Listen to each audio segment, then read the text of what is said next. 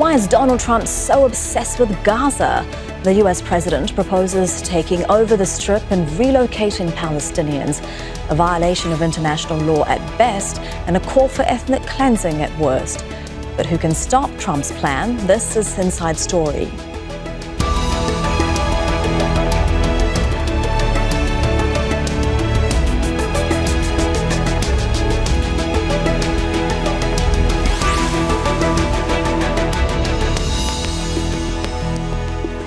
Hello and welcome to the program. I'm Elizabeth Puranam.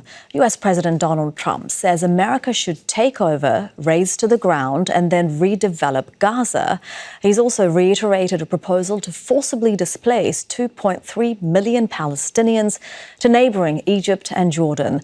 The president made these and other controversial comments during a joint news conference at the White House, where he was hosting Israeli Prime Minister Benjamin Netanyahu. His remarks have been described as dangerous, irresponsible, absurd and tantamount to ethnic cleansing. So is this off-the-cuff bluster designed to grab headlines and attention, or does Trump believe his plans are realistic? And where could this leave his administration's push for the normalization of relations between Israel and Saudi Arabia? We'll examine these questions with our guests in a moment, but first, this report by Michael Apple. The U.S. will take over the Gaza Strip, and we will do a job with it, too. We'll own it. And with those words, US President Donald Trump upended decades of foreign policy, potentially relegating the two-state solution to the history books. His comments, made while hosting Israeli Prime Minister Benjamin Netanyahu at the White House, provoked widespread condemnation from allies and critics alike. But the president forged ahead, clarifying repeatedly what he meant. Everybody I've spoken to loves the idea of the United States owning that piece of land, developing and creating thousands of jobs with something that will be magnificent. Trump has made it clear he wants to resettle 2.3 million Palestinians, either in neighboring countries or abroad. A suggestion that's been flatly rejected. Egypt gave a clear answer, Jordan gave a clear answer, and the answer rejecting displacing the Palestinian people from the Gaza Strip. But Trump is confident he can get them and other countries that have dismissed the relocation of the people of Gaza to come around. Well, I don't think they're going to tell me no. Even though forced displacement is prohibited under international humanitarian law. It's still really quite shocking that he basically views this issue through a real estate lens and sees this in those terms. I think it's a completely outlandish idea, frankly, one that is completely impractical as well as morally unacceptable. His announcements received with shock around the world, not least of all in Gaza.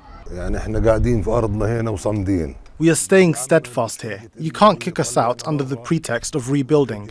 America helped Israel destroy Gaza in the first place. You can't say we have to leave for you to rebuild. A region still reeling from 15 months of Israel's war is on the brink of turmoil once again. Gaza is a hellhole right now. It was before the bombing started, frankly. And President Trump's fixation with the Palestinian territories isn't over yet. Thank you all very much. He's promised to announce Washington's position on Israeli ambitions to annex the occupied West Bank within a month. Michael Apple, Al Jazeera, for Inside Story.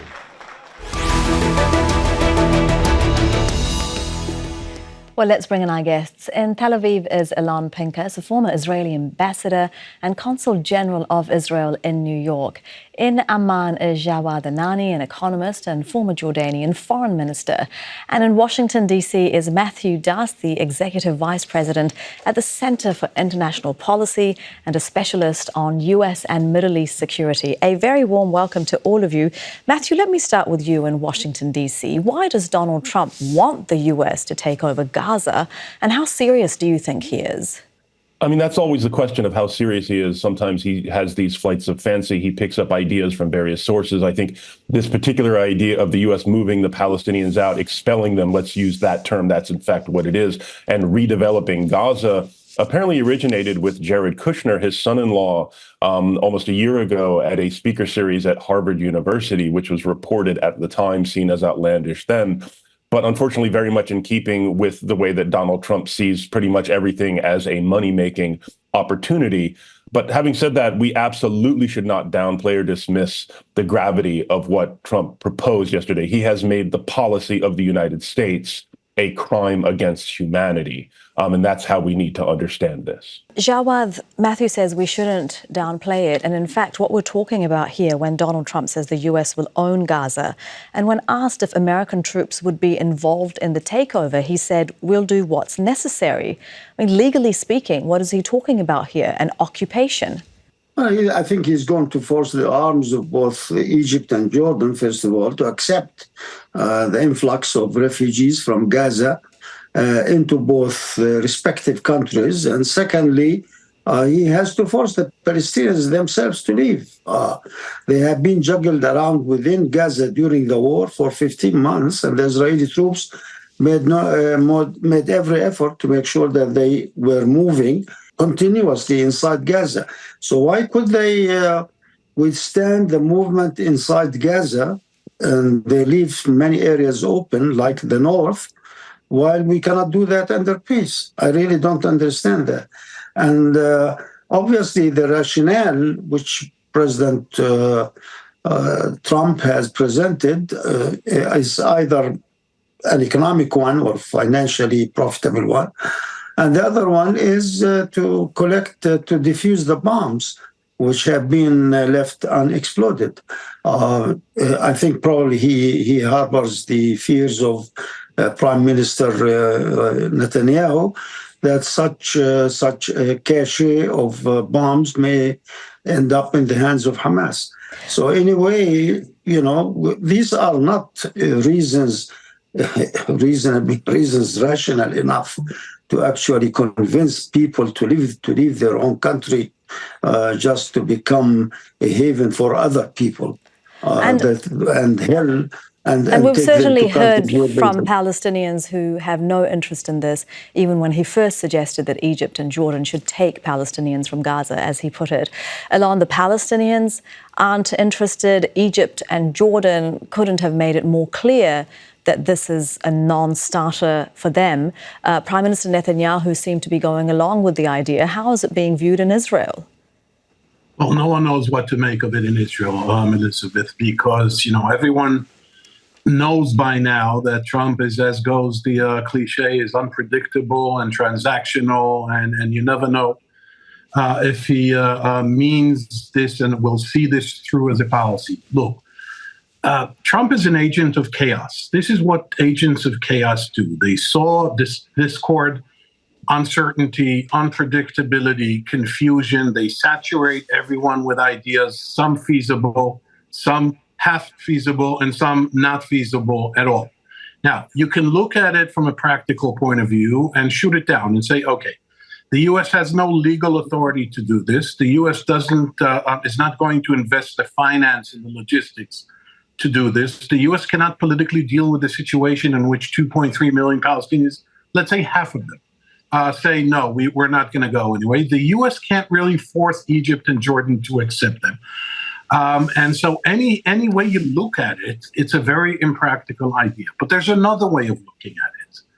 And that is that Trump, we can criticize him and deride his ideas all we want, said something very simple, something that's very commonsensical. He said Gaza is uninhabitable. And in order to rebuild Gaza, there's no reconstruction. There has to be a complete bottoms-up rebuilding. That's going to take 15 to 20 years, and that's going to take tens of billions of dollars. In order to achieve that, he's thinking like, the realtor-in-chief, not the commander-in-chief. You need to move people out. How to do this?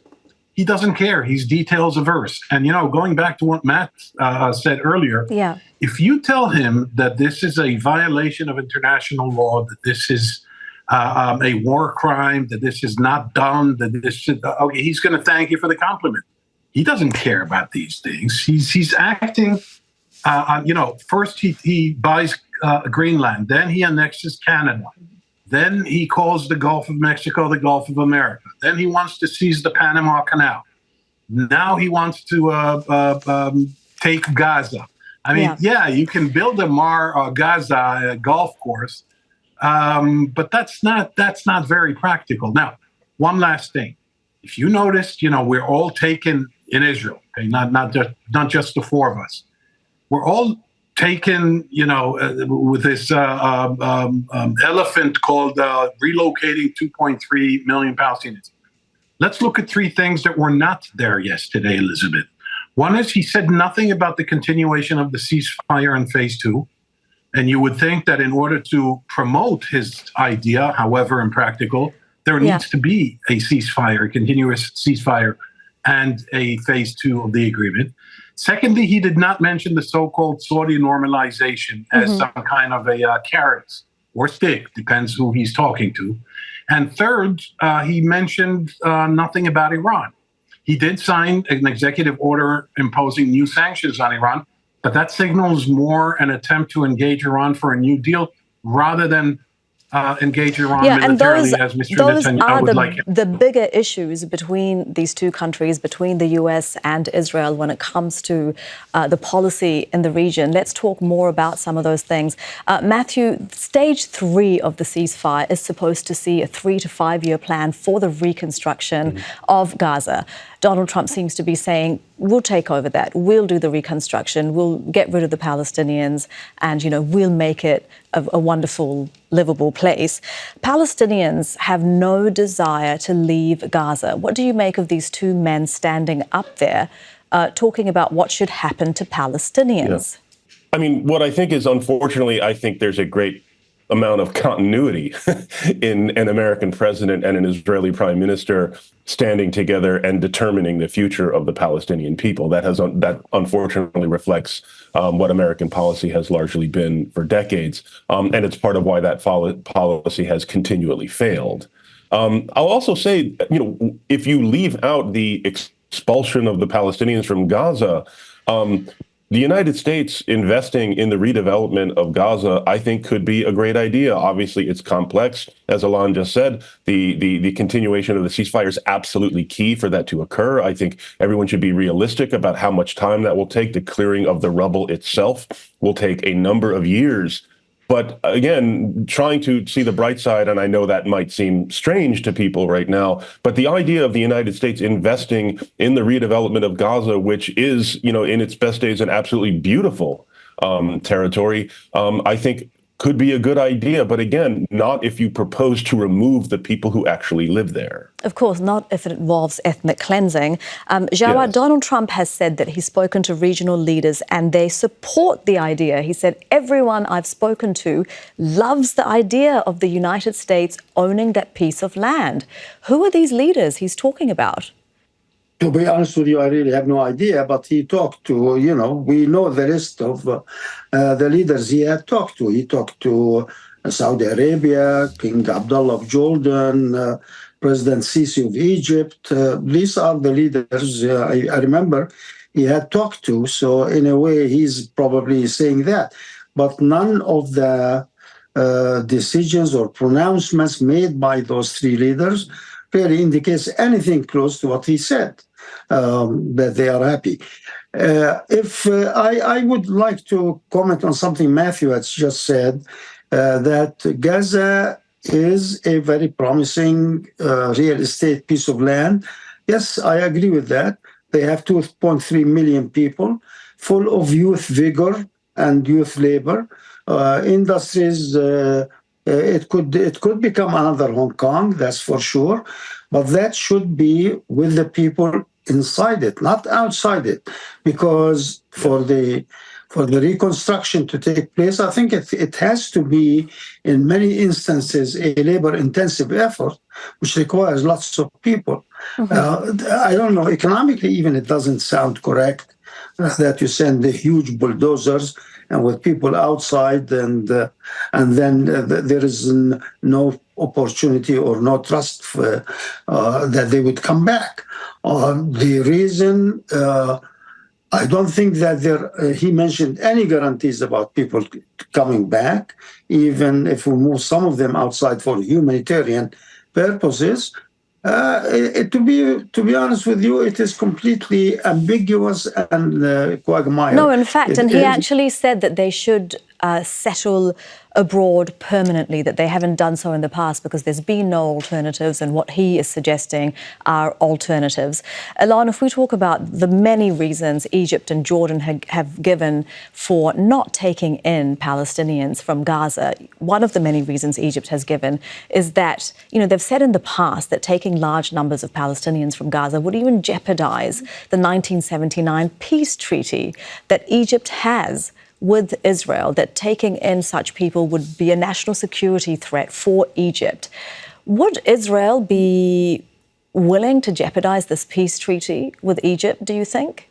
Well, the idea is based on that if there is Egyptian consent, then the 1979 peace accords will be amended accordingly. But we're not there yet. Look, it would make much more sense if you take the real estate approach to foreign policy, as Trump often and habitually does, and you say, okay, in order to rebuild Gaza with Saudi money, Qatari money, or American money, you need to evacuate temporarily for, say, 5 to 7 years, maybe 10, 1.5 million people, not the entire 2.3 million population of Gaza.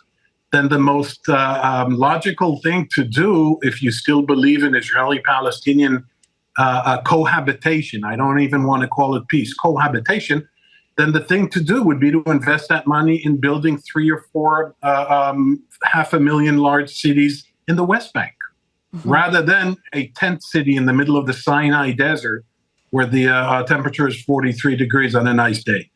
But no one's talking about the West Bank, certainly not Mr. Netanyahu. So this all, it all figures into the his bluster, and that there's this aquatic insect called the mayfly. It has the shortest lifespan of all creatures, 18 hours, between 18 and 20 hours. These are Trump's statements. You wait, you be patient. We'll stop dissecting this. In 48 hours, he's going to go back to talk about the FBI, illegal immigration, Greenland, or Taiwan, for that matter. Right, but the reason we are doing this show once again, Alon, is because when he first talked about Egypt and Jordan, on Air Force One, we were wondering, are these off-the-cuff remarks? Now he actually read pre-prepared statements, and we've got, as Matthew said, this is something that his son-in-law, Jared Kushner, first brought up, redeveloping Gaza a year ago. Matthew, given that, one of the major reasons for the ongoing conflict is the occupation, is the forced displacement of generations of Palestinians, why do you think Trump thinks that more occupation and more forced displacement is the answer? I mean, I don't know how deeply Trump thinks about this. I don't want to try and get inside his head. It's clearly a very scary place. I think he just sees the idea of a development deal of which he and his companies will clearly get a taste, and that's attractive to him. I think he's talked to certain people who are close to them who clearly take a very hardline right-wing view that is shared with the right-wing factions in Israel. And I think he's just, and again, I think what he heard from Jared Kushner makes some sense to him, because it's all through this lens of real estate development that can make him a lot of money. I don't know that it's more complex than that. I also want to agree with what Alon said. The fact that the reaction to this has been so vigorous, the rejection of this, the condemnation, Trump does find that attractive. He is, to give him his due, he is a clever manipulator of media. So this kind of reaction, I think, delights him. And it's also worth asking, what else aren't we talking about that Trump is up to while we're all focusing on this, even though I do think it is very important to focus on this. Yeah, some of the things that we're not talking about, Alon has already mentioned. Alon, when Matthew talks about, Trump getting his cues from the far right, not just in his administration, but also the Israeli far right, I mean, he is on the same page as them. They want the expulsion of Palestinians from Gaza, from the occupied West Bank.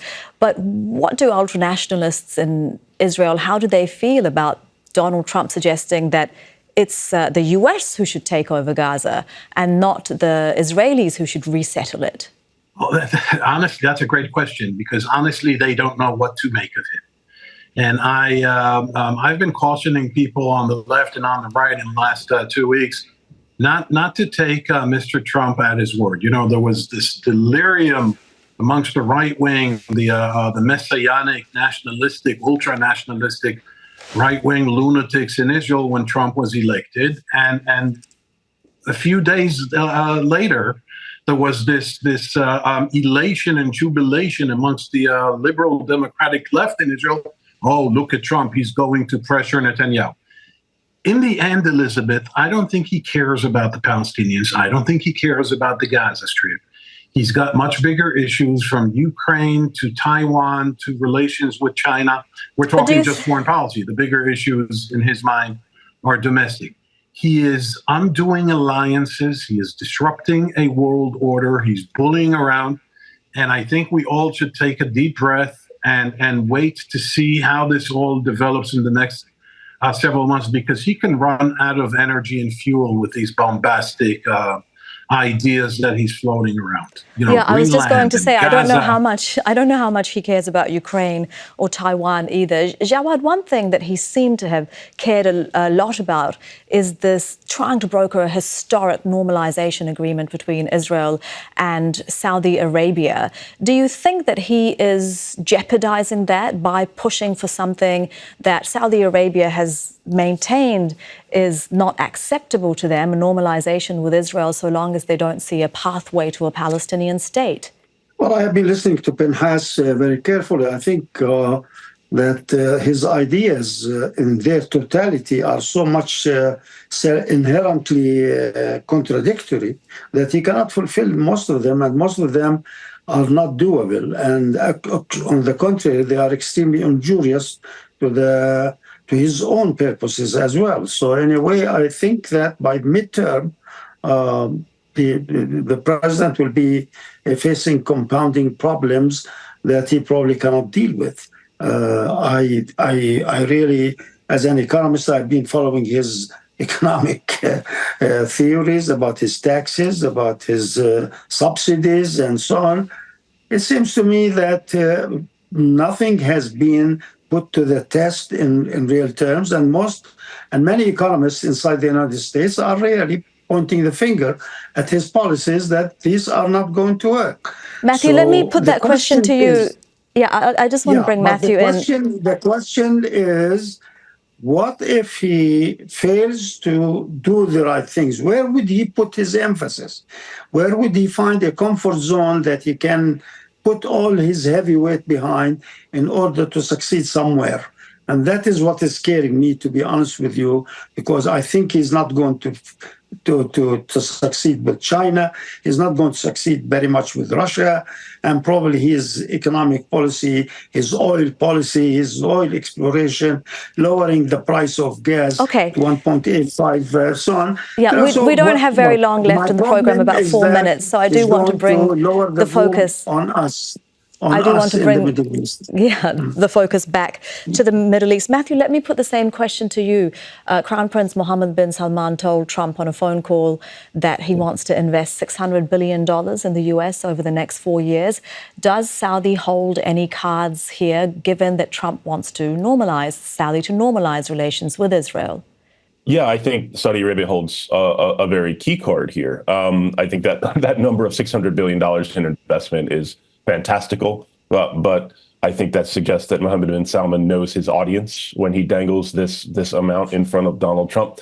But we all know that Donald Trump, and he said repeatedly, wants a Nobel Peace Prize. One of the paths to that prize would be getting, an Israeli-Saudi peace and normalization deal. And I think, the Saudis and Mohammed bin Salman, while he personally doesn't really care that much for the Palestinians or about the Palestinians, I think he understands that many in his country and the region do, and that for his own political sake, he cannot sign such an agreement.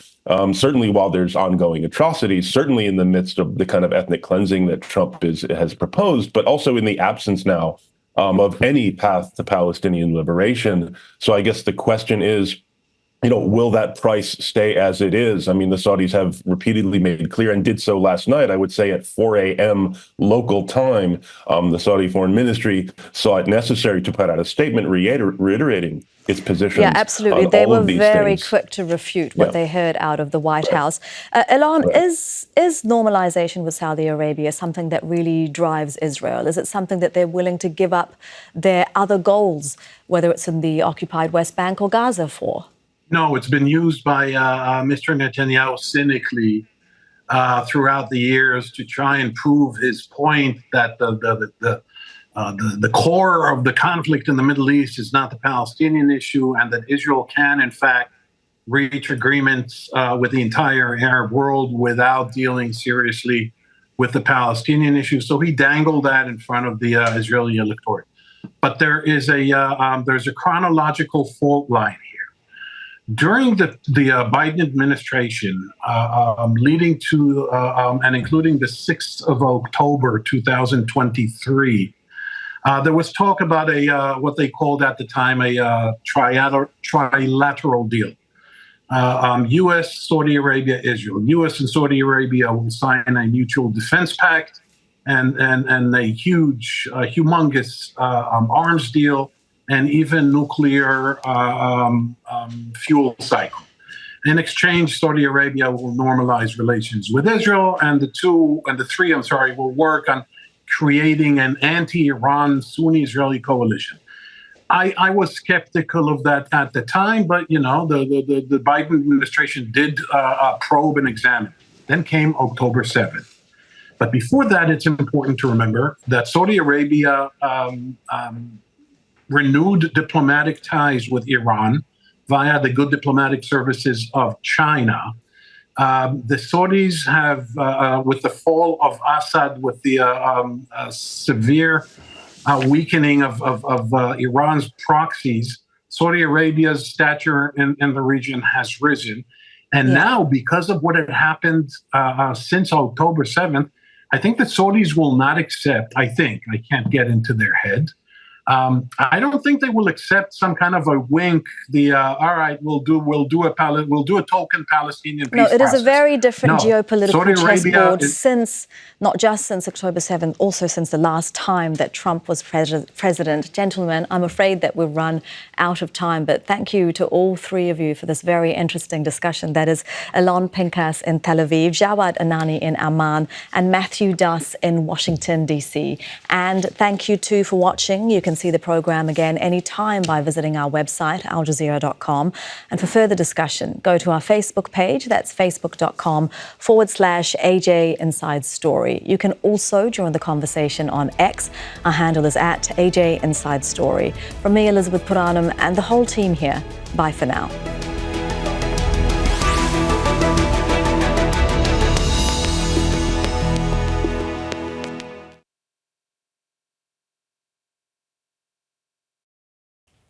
Make sure to subscribe to our channel to get the latest news from Al Jazeera.